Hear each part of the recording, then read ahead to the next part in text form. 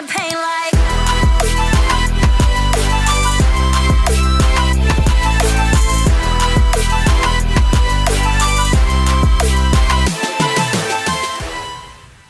Hey guys, dearyoongi here, and welcome back to my channel. In today's video, we are going to be discussing the SMTown Live Concert and Tour 2025 and how what started out as a fun way for global SM entertainment fans to celebrate the company's 30-year anniversary has quickly become rather messy. So we'll first start by discussing what exactly SMTown is for those who aren't aware, and why this year was supposed to be so special, but what the issues have ended up being with the tour thus far and the shows in Seoul. So without further ado, let's get started by introducing SMTown Live. SMTown Live is a concert series held by none other than SM Entertainment, usually annually, to showcase the talents of the company's artists. Artists usually perform some of their own music and give us some unexpected collab stages, covers, and fun extras. These concerts have been reoccurring for quite some time now, and because usually fans of SM Entertainment artists like multiple artists within the company, the shows are usually a roaring success. 2025 was supposed to be a special year for fans of the SMTown concert. Not only is it the company's 30-year anniversary, but last year SM Entertainment announced that they'd be taking the SMTown 2025 concert global to Mexico City, LA, London, and Tokyo. Now, this isn't the first time SM's concert has been taken around the world on tour, but I believe it's been quite a few years since the show was taken on such a global scale. And of course, since then, K-pop and SM's audience has grown exponentially, so for a lot of fans, this will potentially be their first opportunity to attend such a big event with all their favourite artists. Unfortunately, things have already not gotten off to the greatest start. A lot of us were hoping that these were just teething problems and the shows themselves would make up for the issues beforehand. However, this has not been the case. So let's first look at the issues with the actual SMTown shows that have already happened in Seoul in January 2025. Then we'll look at people's apprehensions with the tour moving forward. The lineup.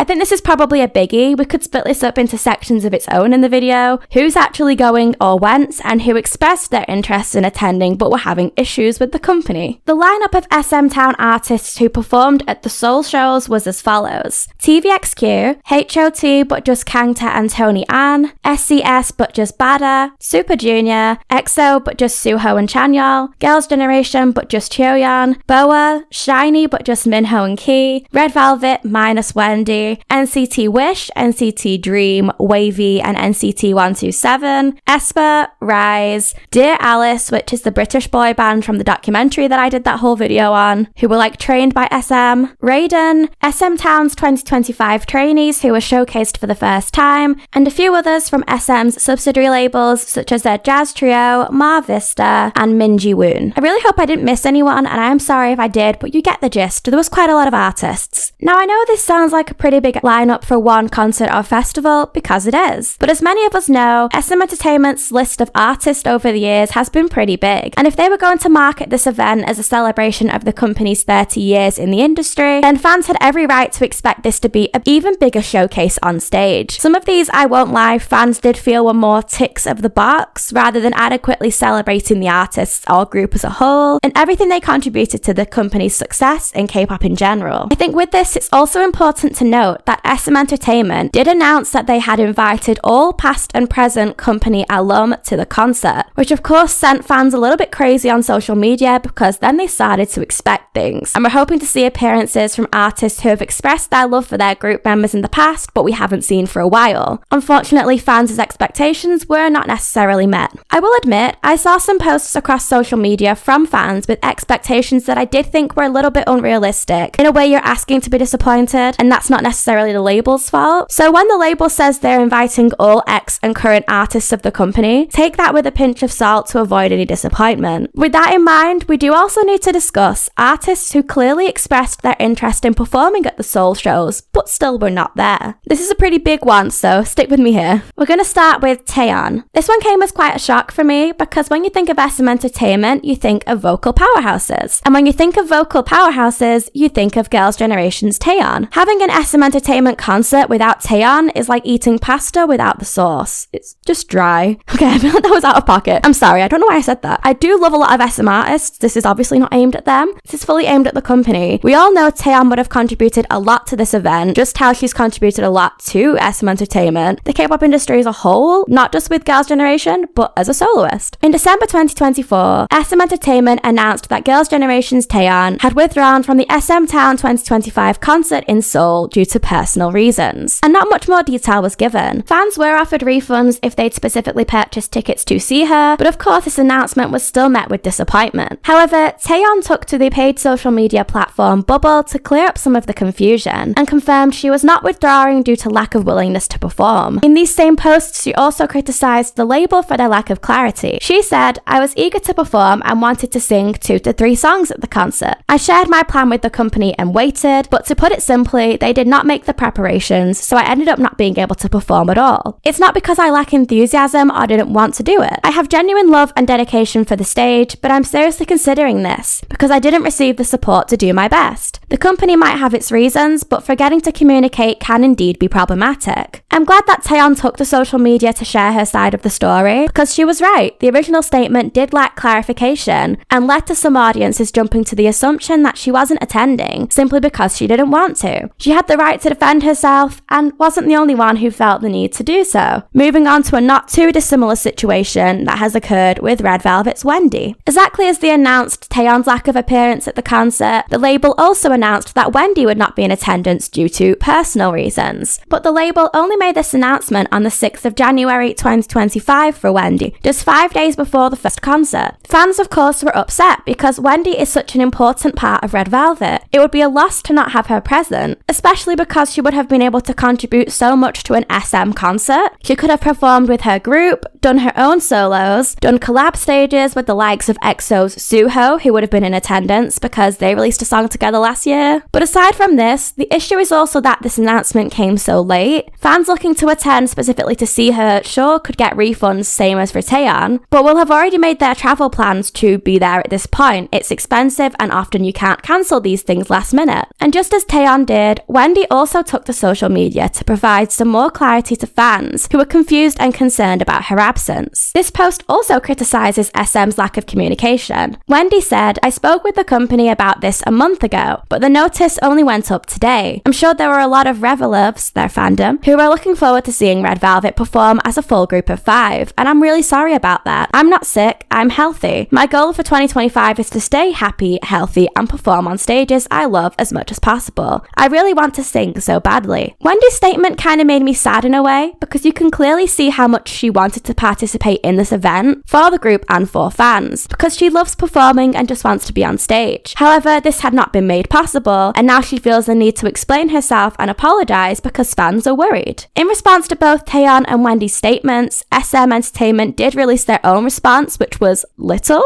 but of course in adverse to theirs. SM Entertainment's statement stated, that was a crazy sentence, "There is nothing more we can provide regarding the 2 artists' absence from the concert besides our announcement." The issue is more what SM Entertainment's staff were saying on blind social media posts, and they were not happy. Posts from the SM staff said things along the lines of, "Posting something like that on Bubble is a form of abusing power. Wouldn't their appearance on the poster lineup have been discussed with them beforehand? The whole situation is infuriating. Everyone's propping them up, and now they flip the narrative like this. It's exhausting. If they're that dissatisfied, they should just leave." And another one which says, in response to that one, "Sigh. Same feelings here. I'm beyond disappointed. It's turned into anger now. Everyone's working tirelessly in the final stretch before the concert, and all they do is drop a single post on Bubble. Reading messy news articles, I have so much to say, but as a senior artist, they should act like one. If you're a veteran artist, think carefully before you speak." Of course, the thoughts and opinions of 2 people cannot and should not be used like the thoughts of a whole company. Everyone's entitled to their opinions about how the girls handled this. But ironically, in the same way they are critiquing the artist artists and telling them they should be more careful with what they share on social media, aren't they doing the exact same thing they complained about with these posts? It comes across as unprofessional and shouldn't be something that SM condones. You would think by this point in the video we've discussed the only issues with artists' attendance, but unfortunately there's still a couple more. I'm sorry. SHINee's Onew and Taemin. Although the pair have since departed from SM Entertainment and are now signed with other labels, both Onew and Taemin are still members of SHINee and have expressed numerous times how much they love their group, are in no way looking to leave, and want to be together again. Unfortunately, neither Onew or Taemin were in attendance at SMTown's 2025 live show in Seoul, but Onew's label wanted to make it clear that this was not through any choice of his own. His label's CEO shared a cryptic social media post to Instagram, which seemingly clarified the reason for SHINee's cancelled winter stage, a mini album we never got, and why he wasn't at SMTown 2025. The post said, "Winter single, SM Music Town stage, mini and concert. Even this is a statement of conviction. Are we the standby team? Everyone is getting cancellations for the same reason. How much longer are we supposed to wait? Isn't there an issue? Or should we stay quiet and live our lives without saying anything?" From this post, it isn't hard to connect the dots that the label is confirming what we already knew.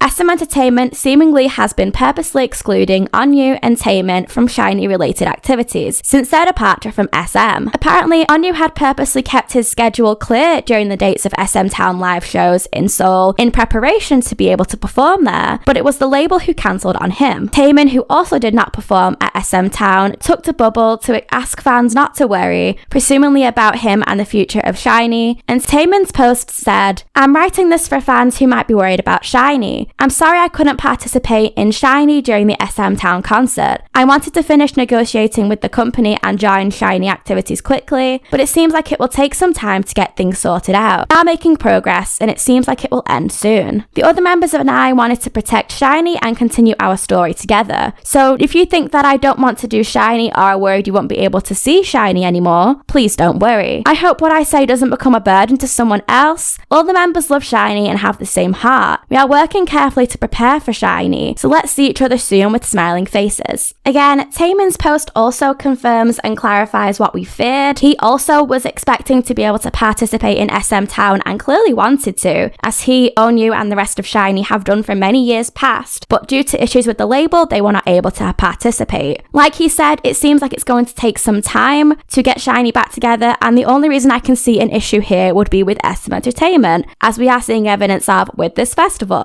Okay, one more artist who did not perform, but seemingly may have wanted to, is EXO's Lay. This one I'm including, yes, because I'm an EXO fan, and I feel like I should, but at the same time, let's approach this one in the role of devil's advocate a little, which I hate doing, but I kind of have to here. There will be newer EXO fans who have never once seen Lay stand on stage with his fellow EXO members, which is crazy to me. But understandably, he is so busy with his roles and responsibilities as an artist back in China that I imagine it must be near impossible at times for him to participate in EXO-related activities, despite the numerous times he's expressed interest in wanting to. And also, we unfortunately do not know the ins and outs of the contracts that are in place here between the labels and the artists, what Lay is and isn't allowed to do in Korea, so I don't strictly want to point any fingers at SM Entertainment here for not being cooperative, because we simply don't know the circumstances at play here and what conversations might have been had. However, EXO fans were excited and stunned to see that member Lay, who we haven't seen with the group in forever, actually flew over to attend the concert in Seoul and watch his members Suho and Chanyeol perform. He looked genuinely thrilled to be there and see them performing, and he even took pictures and videos with them backstage, saying how they will be EXO forever. This brought many fans some level of joy, because trust us, we've been living off crumbs for years, but at the same time, fans couldn't help but feel frustrated. Lay is literally there, in the building, in the same room, ready and waiting to perform, but due to whatever circumstances, maybe beyond everyone's control, he couldn't. We've discussed the issues with the lineup in so much detail, so now let's look at some of the other issues with the actual shows themselves that took place in Seoul in January. Yes, some of them relate back to the lineup too, but not all of them. The artist cover stages. As SM Entertainment's catalogue of artists and their music is so vast, this means they find no trouble in having their artists cover songs by their peers under the label. This is something that they have done in the past, and this year is no exception. Fans, however, did have their apprehensions regarding the choices for some of the cover songs chosen and who they were given to. Of course, I think we need to appreciate that you can't always appease everyone, but at the same time, some things make sense and others don't, you know?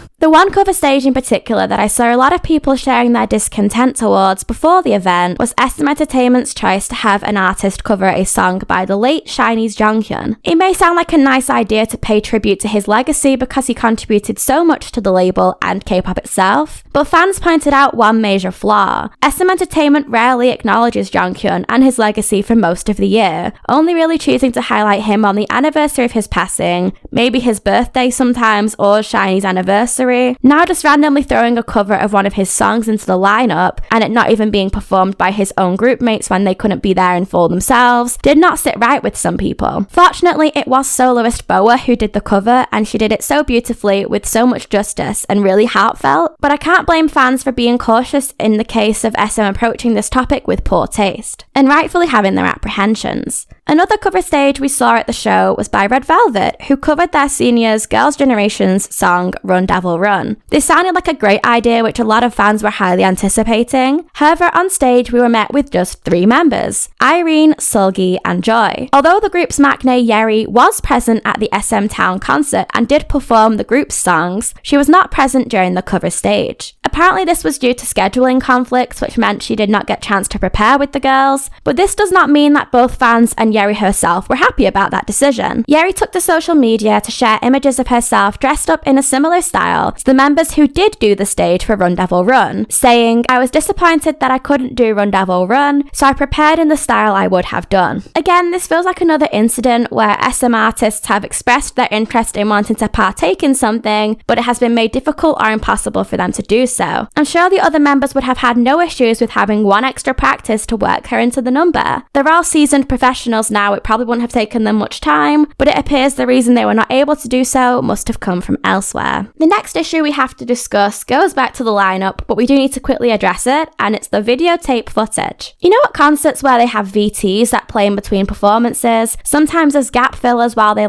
change sets, sometimes to introduce the next act or whatever? SMTown of course had these too, to entertain fans, but fans were very quick to point out some obvious issues. In a clip that featured Red Velvet, Wendy had been edited out of the footage, and the same for a clip of SHINee where Taemin had been edited out of the footage. Even though these two artists were not present at the show, they are still a part of SM's catalogue of artists because both of them are still in their respective groups. The choice to physically go out of their way to exclude the two of them from something as simple as videos, even though it's literally just seconds on screen, felt very petty to fans. And sometimes actions speak louder than words, you know? And fans interpreted this as how SM feels about these artists, both who contributed greatly to their respective groups. It's an insult, and fans felt insulted for them. Next issue, because we're still not done, is with an artist feeling the need to perform when unwell. As we've already mentioned, the only SHINee members to perform at the event were Key and Minho, but during their stages, it was very clear to see that Key was unwell. He was seen physically struggling on stage, and then after his stages, being held up or collapsing as he leaves the stage. After day one, Key took to Bubble to explain to fans that he had a cold which was getting worse, and therefore he would not be able to participate in the ending stage of day 2, where all the artists come out together. Of course, fans recommended that Key should not participate in day 2 at all, understanding that he was unwell and needed rest. However, he still performed. Key is someone who always puts 110% out there on stage. Now, I'm in no way implying that he was forced to perform while unwell, because we of course do not know what conversations happened backstage with management and the company, but it is very likely that he felt obliged to perform as to not let fans down who were already seeing so little of SHINee as it is. Again, that isn't any of the SHINee members' fault. If SM Entertainment had been able to cooperate with Onew and Taemin's labels and had them both there to perform, would Key perhaps have maybe been able to sit out some of the stages and felt more at ease doing so for the sake of his health and recovery, while they performed some of their solos in his place? We'll never know. But SM has been criticised in the past for having artists perform on stage when they were clearly in no fit state to do so, and it is unfortunate that in even the year of 2025, we're still seeing repeats of something that I would hope we'd left in the past. And last but not least, I wanted to discuss one more major issue: the low budget, low effort of the whole event. Fans who were in attendance of the show or watched it on live streams have been vocal about the appearance of the show in general. Attendees have commented on how there weren't really many interesting production extras or interesting staging, and how it kind of felt more like a school recital or talent show, you know, with just performance after performance trying to squeeze everyone in, and not really anything else of any major quantifiability. Even the SM cover stages we discussed first, fans pointed out how in past years these felt more exciting. SM Entertainment maintained their tradition of having members across different groups collab as they've done in the past, but fans seemed less impressed by these than they had done in the past. It's like the same things that used to draw fans and that they got most excited by in previous years were more just gap fillers. Dare I say it, because this isn't coming from me, I wasn't there, this is coming from people who attended, but you could kind of tell from some of the artists' performances that they weren't into this 100%. They looked somewhat dejected at times, and can you really blame them? There are some stages where you can see NCT's Johnny just choosing not to lip sync along to his parts. There's footage of Red Velvet kind of marking their dances rather than going full out and looking kind of confused, of course because their formations were altered so last minute when Wendy was withdrawn from the event. I think the perfect words for this event are low budget, and that's not coming from me or even the attendees, but from the artists themselves. Fans had their queries regarding the lack of outfit changes at the concert, and Super Junior's Lee Tuk actually explained that this was due to the event having limited budget. In a live after the concert, he said, "It's not that we're repeating outfits just because, but I heard this performance itself doesn't have a lot of production costs. If we make new outfits, it goes into the activity fee and we have to pay for it. We don't even have that much performing to do, and outfits cost a few million won. That's why I keep telling you it could be misunderstood. If I don't talk about it, the stylist will be the only one who gets criticized. The more costumes we make, the more it goes into the cost of the performance. So it's a waste of money if you pay a lot and don't wear it again." This was quite shocking to me because I was so surprised to hear an artist talking so openly about something like this, but everything he said makes sense and is true.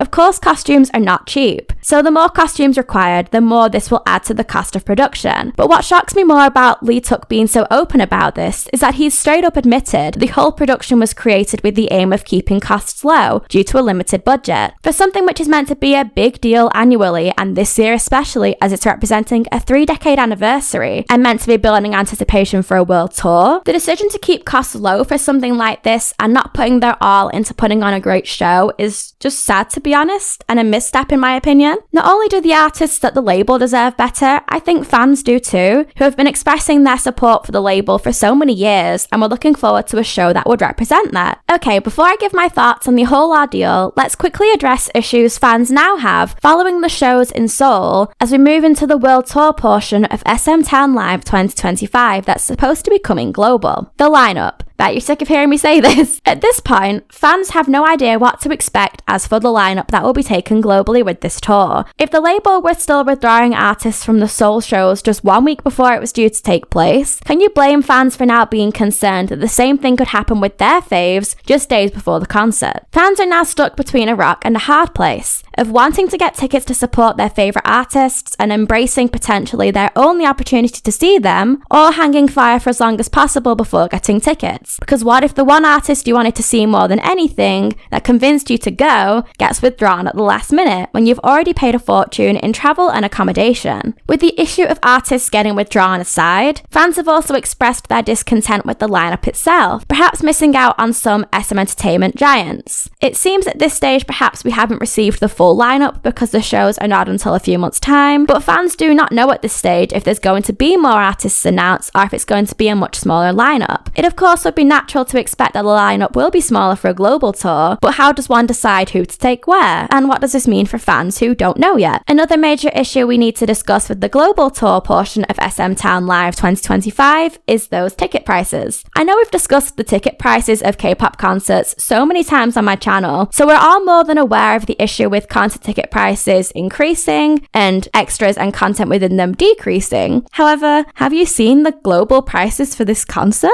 At the time of me speaking, the lowest price tickets for the show in Los Angeles started at around $89.43 and went all the way up to $1,057.50. Don't know where the 50p comes from. Over $1,000, guys. Yes, I know those are the best seats you can get, but are we hearing how crazy that sounds just for one ticket to a few-hour music concert? And this is before you take into account that this is the only show in North America, which is a big place. So unless you happen to live locally to the venue in LA, you would have to to also add on your travel and accommodation fees onto that, and you're quickly looking at the price of a whole holiday or a couple months' rent. And that leads us to the last main issue fans now have after seeing the outcome of the Seoul shows and in preparation for the global tour, which can really be summarized in one question: is it worth attending? In my marketer brain, the 2 Seoul shows we just had really should have been used to advertise this event for those who are already interested in attending and those who may have been more apprehensive. There is no denying that the tickets are very expensive and the lineup may not feature some artists that fans would like to see, so now it's the label's job to justify it. These 2 shows really should have been SM Entertainment's way to convince doubtful fans that the concert is worth attending and that this tour will live up to your expectations. But so far, it hasn't. I've seen nothing to convince me to buy tickets, and putting on a low-budget production and all the drama before and during are not helping the company's case at all. So now there will be fans rightfully thinking, is it worth me spending potentially hundreds if not thousands on a show that will be poorly thrown together with low effort? Fans have waited years for this tour, and now that it's here, it's awful that fans have to consider if it's even worth going. Whereas in the past, they'd have likely jumped at the chance, knowing it would be amazing because SM's acts are. But the talent can only take a few hours long concert so far. At some point, there are aspects that need to be taken care of by somebody bigger than the artists in a production team who have the power and facilities to push it to that next level. Okay, so it's time for my thoughts to wrap up everything we've discussed and conclude this video. I know it may seem as though I've just spent however long this video is, I have no idea how long I've been talking, just ribbing on SM Entertainment. And I kind of have, I won't deny that. But the reason I'm doing this is because they have produced a product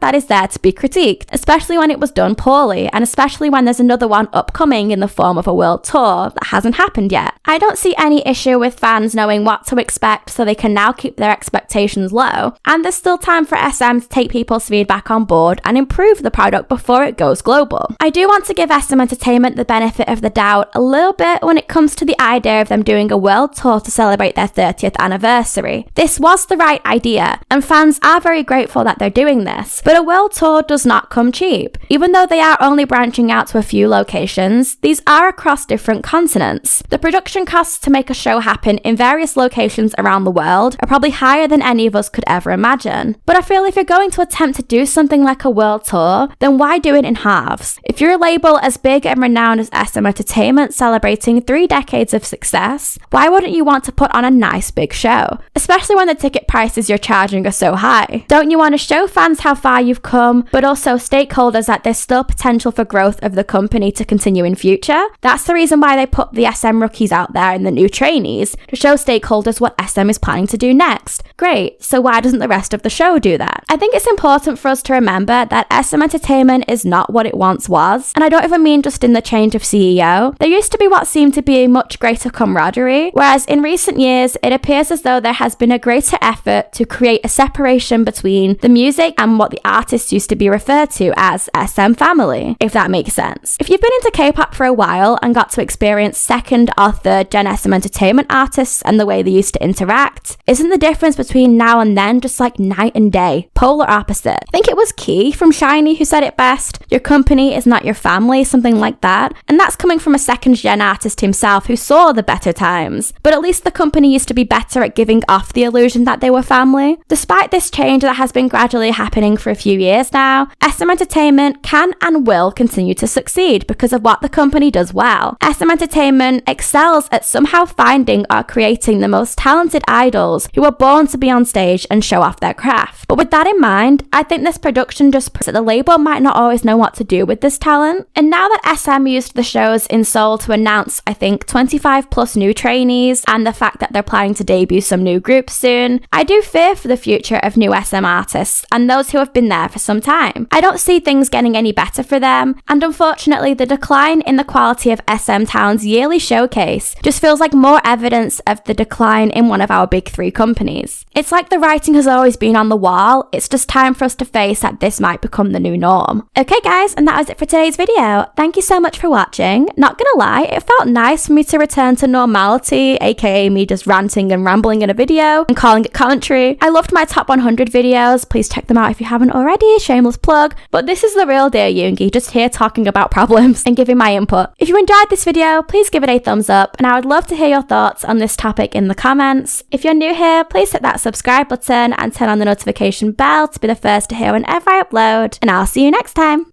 Bye guys!